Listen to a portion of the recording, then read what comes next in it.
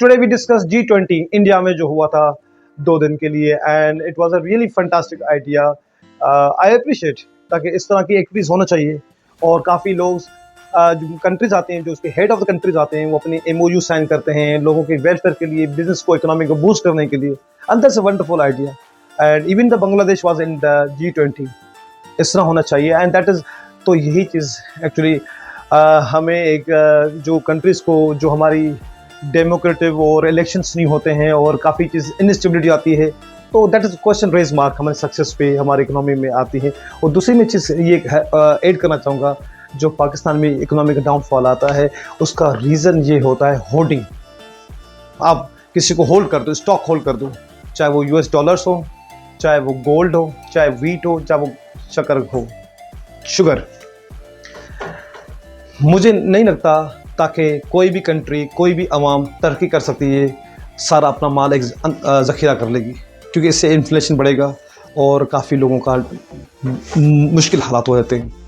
And अभी देखा है कुछ एक्शंस इदारे ने लेना शुरू कर दिया है, जो भी अपने स्टॉक्स, डॉलर्स और अलग अलग चीज़ें बैंक करके लॉकर में रखे हुए हैं। भाई अगर आपके पैसे हैं, जायज़ हैं, हकदार के पैसे हैं, you should deposit into the banks, ताकि बैंक में पैसे पड़े होंगे तो वो कर्जे आसान स्कीम में लोगों को देंगे, ताकि एक इकोनॉमिक फ्लो होगा। 2 किस्म की इकोनॉमिक आपका बूस्ट किया, बिकॉज आई जो मेरा ग्रेजुएशन हुआ था इकोनॉमिक्स फाइनेंस में हुआ था फ्रॉम लिवरपूल यूनिवर्सिटी में। एक चीज़ देखी है, हाउ टू बूस्ट इकोनॉमी, उससे 2 रीज़न, एक ही रीज़न है, आप कंस्ट्रक्शन करो, फ्लाईओवर्स की, ब्रिजेस की, रोड्स की, स्कूल्स की और हाउसेस की, स्कीम्स की। इससे क्या होता है, 30-35 इंडस्ट्री जुड़ी होती हैं। और इस्लामिक मॉडल क्या है, लाइव स्टॉक, क्योंकि हर साल आपका सेरेमनी होती है, ईद के टाइम पे आपका इस्तेमाल होता है जानवर, उसका भी एक बूस्ट होता है, एक कंस्ट्रक्शन, एक लाइव स्टॉक का। हम दोनों मिस कर रहे हैं, तो हमारे मुल्क में किससे इकोनॉमी ग्रोथ करेगी।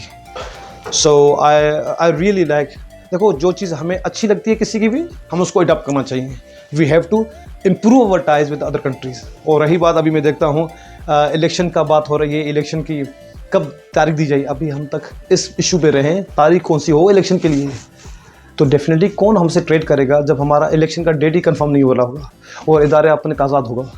तो जब हमारे इलेक्शन आए, चाहे कोई भी पार्टी हो, पीपल्स पार्टी हो, मुस्लिम लीग नून हो, PTI, what whoever the party is, जिसको अवाम सेलेक्ट करे, इलेक्ट करे, वोट ऑफ द वोटिंग पे पावर्स के आ जाए, मसले देखे, लोगों के मसले हल करे, इन्फ्लेशन कंट्रोल करे, अनएम्प्लॉयमेंट को रिड्यूस करे, एम्प्लॉयमेंट करे और फैक्ट्रीज लगाए और इंटरनेशनल लोगों के साथ कांटेक्ट बना है। एंड देखो वो दौर चला गया, लड़ने लड़ाने का, वॉर करने का, डिस्टर्ब करने का, वो दौर चला गया। Now people are very smart, now we are living in 21st century. जो अभी लोग स्पेस पे पहुंच गए, now they are using this modern day of the economy हो गया, आपका IT हो गया, सोशल मीडिया हो गया। So everybody is aware of it.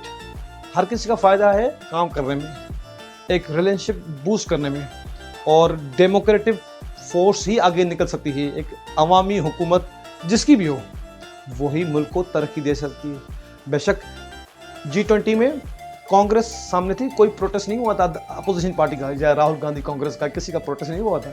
नहीं, पूरी पार्टी में किसी को यूनिफॉर्म था, पुलिस का या किसी भी इदारे का।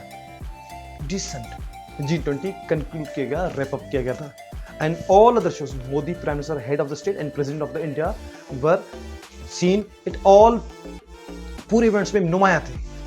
That is actually beauty of the democracy, किसी भी कंट्री की। और यही रीज़न होता है मुल्क की तरक्की करने का, प्रोग्रेस करने का। एंड ऑल्दो इसमें टाइम लगेगा, मगर यही at the end of the day यही सबकी डिमांड होगा और यही ज़रूरत है।